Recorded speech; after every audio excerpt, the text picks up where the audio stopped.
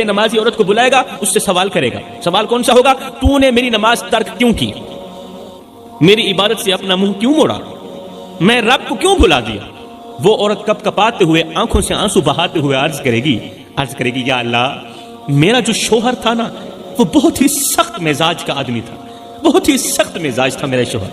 اس کے جاہو جلال اور دباؤ کے آگے میری ہمت جواب دے جاتی تھی. بس اپنے شوہر کے غصے اور حکم عدولی کے ڈر سے میں تیری نماز بھول گئی تھی. شوہر کے غصے نے مجھے سب کچھ بھلا دی، شوہر کے غصے نے مجھے تیری عبادت بھلا دی، مجھے تیری نماز بھلا دی. ہائے، عورت کا یہ بہانہ سن کر میرا اللہ فرمائے گا فرشتو جاؤ فرعون کی بیوی حضرت آسیہ کو لے کر آئے، جس نے دنیا کے سب سے ظالم شوہر کے ہوتے ہوئے بھی میری عبادت نہ چھوڑی، میری نماز نہ چھوڑی. اللہ اکبر. اللہ کا یہ حکم سنتے ہی فرشتے جنت کے اعلیٰ مقام کی طرف دوڑیں گے، اعلیٰ مقام کی طرف دوڑیں گے. سبحان اللہ. جہاں حضرت آسیہ نورانی لباس میں جنت کے دروازے پر اللہ کی حمد و ثنا کر رہی ہوگی. سبحان اللہ. اعلیٰ مقام کی طرف بڑھیں گے فرشتے جنت کے دروازے پر، اللہ کی حمد و ثنا کر رہی ہوگی حضرت آسیہ.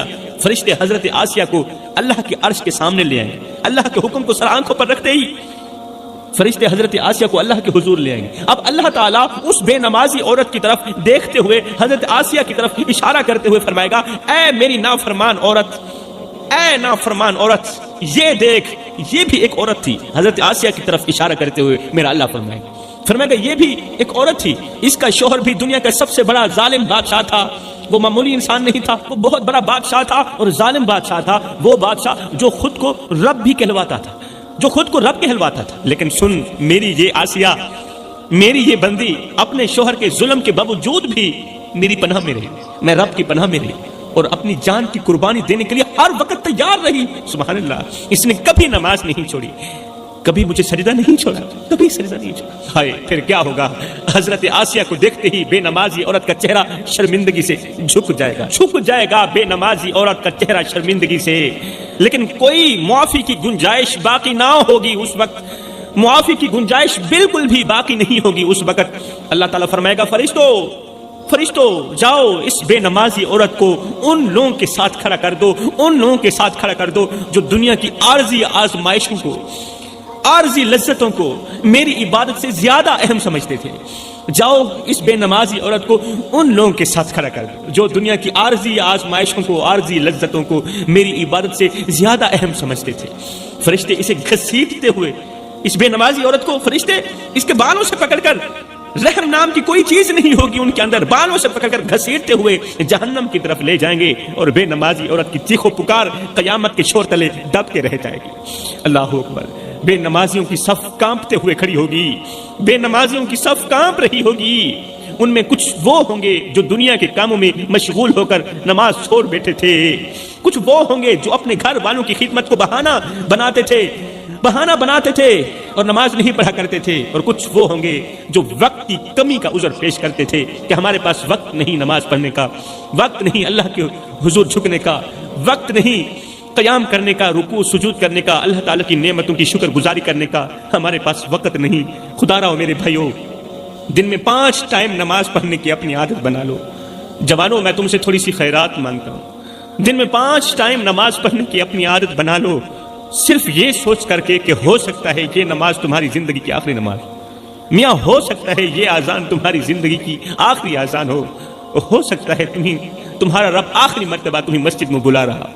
اللہ اکبر. ایک 8 سال کا بچہ روتے ہوئے مسجد کی طرف بھاگ رہا تھا، اس کے قدموں میں بے چینی تھی، آنکھوں میں آنسو تھے. راستے میں ایک شخص نے اس بچے کو روک کر کہا، بیٹے کہاں جا رہے ہو اور تمہاری آنکھوں میں آنسو کیوں ہیں؟ دوڑتے بھاگتے ہوئے کہاں جا رہے ہو؟ بتاؤ تو صحیح. ہائے، بچہ ہچکیاں لیتے ہوئے بولا مجھے جانے دو، آج میرے باپ سے ایک بہت بڑا گناہ ہو گیا ہے، آج میرے باپ سے ایک بہت بڑا گناہ ہو گیا ہے اور میں باپ کی جگہ اس گناہ کی معافی مانگنے کے لیے مسجد میں جا رہا ہوں. میرے باپ سے ایک بہت بڑا گناہ ہو گیا ہے اور میں باپ کی جگہ معافی مانگنے کے لیے مسجد میں جا رہا ہوں. یہ سن کر وہ شخص حیرت میں پڑ گیا، حیرت سے پوچھنے لگا کہ آخر تمہارے باپ سے کون سا ایسا گناہ سرزد ہو گیا ہے جو تم اس قدر بے چین ہو؟ بچے، تیری 8 سال کی عمر ہے، 8 سال کی عمر میں تم اس قدر بے چین ہو، اور وہ اس لیے کہ تمہارے باپ سے ایک بہت بڑا گناہ سرزد ہو گیا ہے. بتاؤ تو صحیح کون سا گناہ ہے؟ اب بچہ اپنی آنکھوں سے آنسو صاف کرتا ہوا کہنے لگا، آج میرے باپ سے فجر کی نماز چھوٹ گئی. بچے نے گناہ بتاتے ہوئے کہا کہ آج میرے باپ سے فجر کی نماز چھوٹ گئی ہے، مجھے سمجھ نہیں آتا کہ میرے باپ نے ایسا کون سا گناہ کیا ہوگا، میرے باپ نے ایسا کون سا گناہ کیا ہوگا جس کی وجہ سے اللہ تعالیٰ نے آج اسے سجدوں کی توفیق سے محروم کر دیا، آج میرے باپ کو فجر کی نماز سے محروم کر دیا۔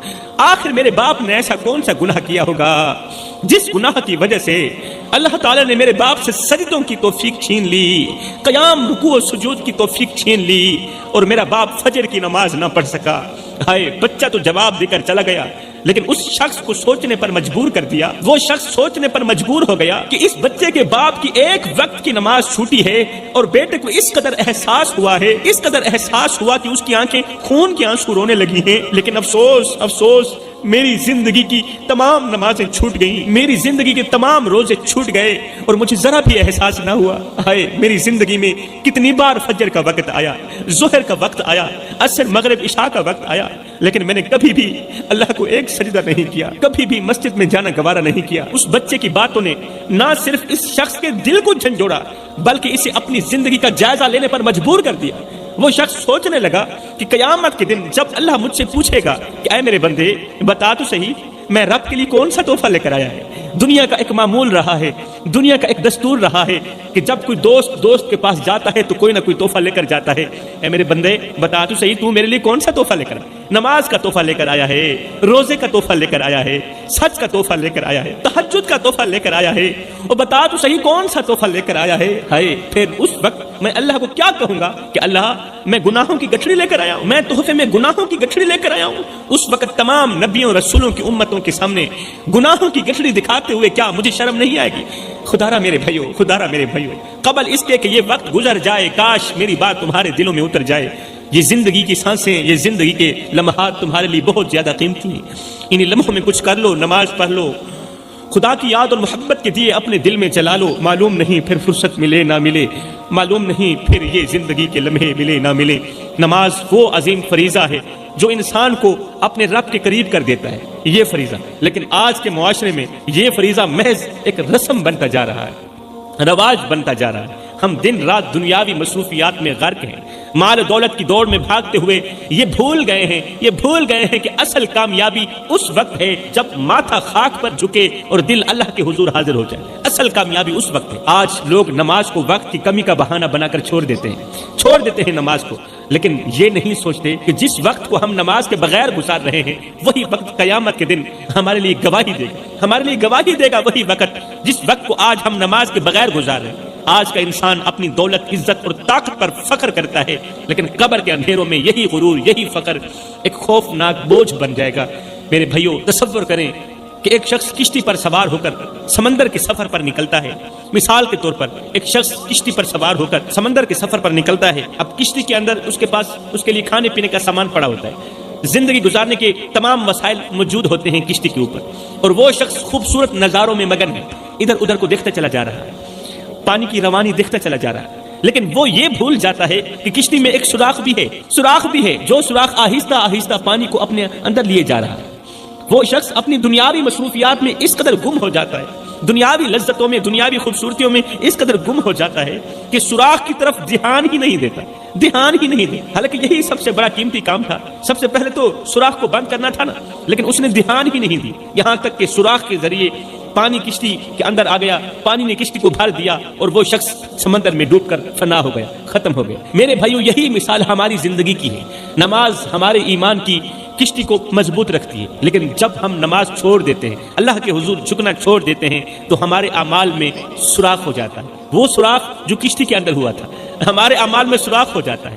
پھر دنیا کی تمام رنگینیاں اس سوراخ کے ذریعے ہماری کشتی کو دنیا کے اندر غرق کر دیتی ہیں، دنیا کے سمندر کے اندر، لذتوں کے سمندر کے اندر غرق کر دیتی ہیں، شہوت کے سمندر کے اندر غرق کر دیتی ہیں۔ میرے بھائیوں، جب موت کا سمندر ہمیں اپنی لپیٹ میں لے لے گا تو اس وقت کوئی وسیلہ، کوئی تعلق، کوئی عذر ہمیں نہیں بچا سکے گا۔ نماز وہ واحد عمل ہے جو ہماری کشتی کو نہ صرف مضبوط رکھتا ہے بلکہ ہمیں طوفانوں سے بچا کر منزل مقصود تک بھی پہنچاتا ہے۔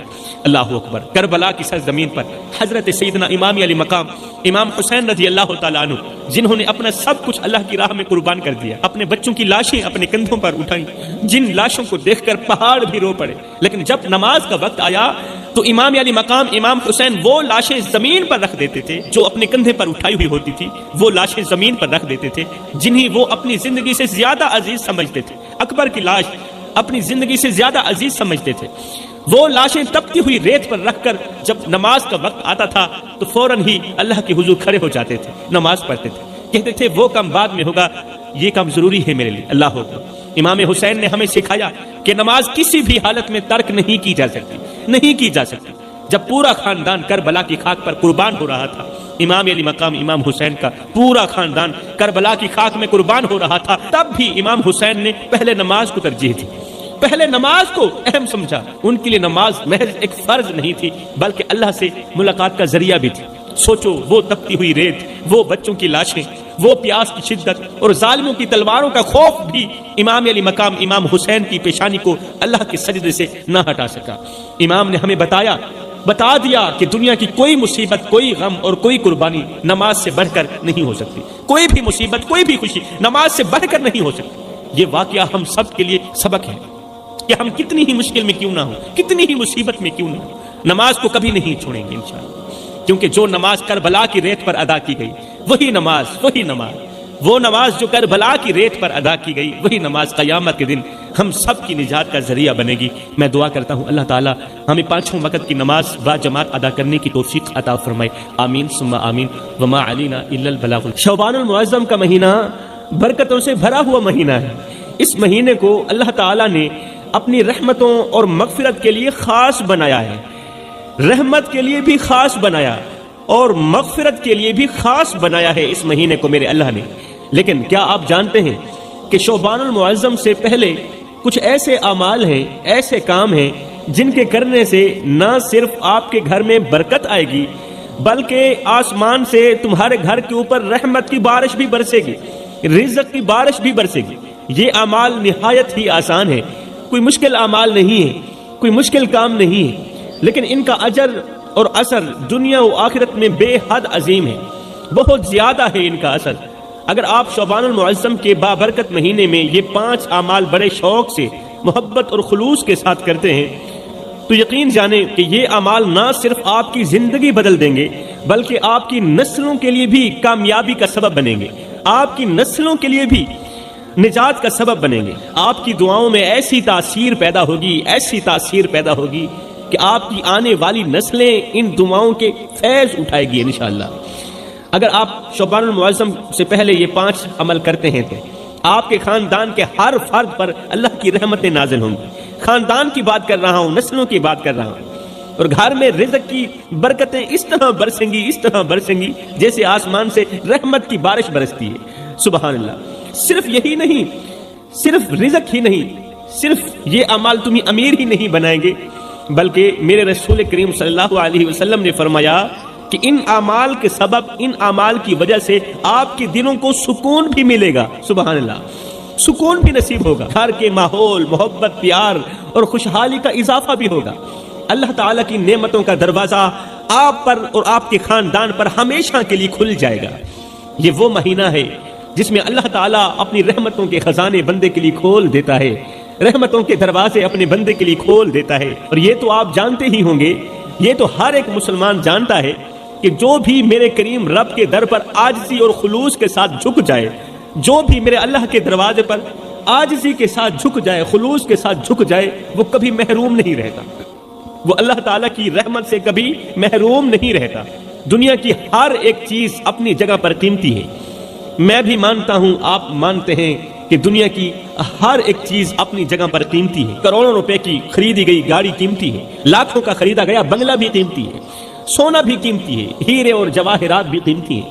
ہر نعمت اللہ کا شکر ادا کرنے کے قابل ہے، ہر ایک نعمت قیمتی ہے۔ لیکن کیا آپ جانتے ہیں کہ ایک چیز ایسی بھی ہے جو ان سب پر بھاری ہے، ایک نعمت ایسی بھی ہے جو ان تمام نعمتوں پر بھاری ہے، مطلب سب سے زیادہ قیمتی چیز ہے، وہ سب سے زیادہ قیمتی نعمت ہے وہ، اور وہ نعمت ہے دلی سکون، وہ قیمتی چیز ہے دلی سکون۔ دلی سکون وہ دولت ہے میرے بھائیوں جو کسی بازار سے نہیں خریدی جا سکتی۔ یہ خزانہ نہ گاڑیوں کی چمک میں ملتا ہے، نہ بنگلوں کی وسعتوں میں ملتا ہے، اور نہ ہی جواہرات کی قیمت میں ملتا ہے۔ یہ سکون انسان کے اندر پیدا ہوتا ہے۔ سکون خریدا نہیں جاتا، بازاروں سے نہیں ملتا، کسی دکان سے نہیں ملتا۔ یہ جو سکون ہے نا انسان کے اندر پیدا ہوتا ہے، اور اس کا تعلق اللہ کے قرب سے ہی جڑا ہوا ہوتا ہے۔ تم جتنا اللہ کے قریب ہوتے جاؤ گے نا، اتنا ہی تمہارا دل سکون محسوس کرے گا۔ اگر سکون دولت میں ہوتا تو آج امیروں کے گھروں میں خودکشیاں نہ ہوتی۔ اگر سکون بنگلوں میں ہوتا، بڑے بڑے گھروں میں ہوتا، تو پھولوں کے بستر پر سونے والے بادشاہ بے چینی سے کروٹیں نہ بدلتے رہتے۔ اگر سکون خوبصورت ترین چیزوں میں ہوتا تو وہ لوگ جن کے پاس دنیا کی ہر آسائش موجود ہے، دنیا کی ہر ایک نعمت موجود ہے، وہ ایک پل کی خوشی کے لیے نہ ترستے، وہ ایک پل کی راحت کے لیے نہ ترستے، ایک پل کی مسکراہٹ کے لیے کبھی نہ ترستے۔ اگر سکون طاقت میں ہوتا تو بڑے بڑے حکمران اپنی کرسیوں پر بے بسی سے نہ تڑپتے رہتے، اپنی کرسیوں پر بیٹھ کر بھی پریشان نہ ہوتے۔ اللہ اکبر۔ اگر سکون شہرت میں ہوتا تو دنیا کے بڑے بڑے ستارے اپنی زندگی ختم کرنے پر مجبور نہ ہوتے، پھر یہ خودکشیاں نہ ہوتی۔ آپ یقین کریں، دنیا کی ہر چیز انسان کے لیے ایک آزمائش ہے۔ یہ میرے رسول کریم کا فرمان ہے۔ دنیا کی ہر ایک چیز حضرت انسان کے لیے ایک آزمائش ہے، لیکن دلی سکون صرف ان کے نصیب میں آتا ہے، صرف ان لوگوں کے نصیب میں آتا ہے جو اپنی خواہشات کو اللہ کی رضا کے تابع کر دیتے ہیں۔ سبحان اللہ۔ وہی لوگ خوشحال رہتے ہیں۔ یہی سکون وہ تحفہ ہے جو نسلوں کو سنوار دیتا ہے۔